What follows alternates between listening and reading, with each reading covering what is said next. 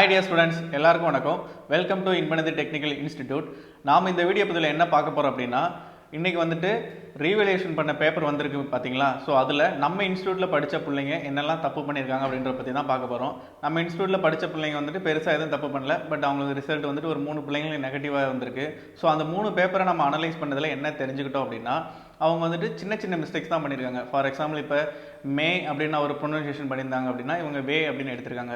So இந்த மாதிரி சின்ன சின்ன மிஸ்டேக்ஸுக்கான சொல்யூஷன் என்ன அப்படின்னு பார்த்தோம் அப்படின்னா, நாம் வந்துட்டு இதற்கு முன்னாடி நடந்த எக்ஸாம்ஸ்க்கான டிக்டேஷன் ஆடியோ இருக்குது பார்த்தீங்களா, ப்ரீவியஸ் இயருக்கான டிக்டேஷன் ஆடியோ, அந்த ஆடியோவெல்லாம் கேட்டு நம்ம ஃபெமிலியர் ஆகிறதுனால இப்போ அவங்க டிக்டேஷன் பண்ணுற அவங்களோட ப்ரொனன்சியேஷனை வந்து நம்ம வந்துட்டு ஈஸியாக வந்துட்டு புரிஞ்சுக்க முடியும். அது நமக்கு நல்ல ஒரு ஃபெமிலியரைசேஷன் கிடைக்கும். நாமளும் எக்ஸாமில் போய்ட்டு ஃப்ரீயாக வந்துட்டு ஒரு ஃப்ரீ மைண்டடாக எக்ஸாம் பண்ணலாம்.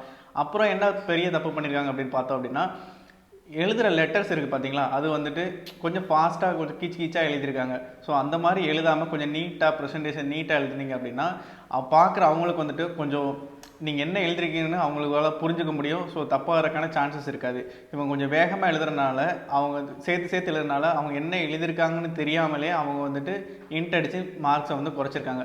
ஸோ இந்த மாதிரி சின்ன சின்ன தப்பு பண்ணுறதா இருந்தால் அதை நீங்கள் கொஞ்சம் அவாய்ட் பண்ணிக்கோங்க. உங்களுக்கு வந்துட்டு ரொம்பவே எக்ஸாமில் பாஸ் ஆகிறதுக்கு யூஸ்ஃபுல்லாக இருக்கும். இந்த 2 மேஜர் மிஸ்டேக்ஸ் தான் நம்ம பிள்ளைங்க பண்ணியிருக்காங்க. ஒன்று, அவங்களுக்கு வந்து ஆடியோவோட ப்ரொனன்சியேஷன் புரியாதது. அதுக்கான சொல்யூஷன் வந்து நம்ம வந்துட்டு ப்ரீவியஸ் இயர் கொஸ்டின் பேப்பரை கேட்கறதுனால மட்டும்தான் அவங்களோட ப்ரொனன்சியேஷன் புரிஞ்சுக்க முடியும். ரெண்டாவது, இந்த மாதிரி சேர்த்து எழுதியிருக்காங்க.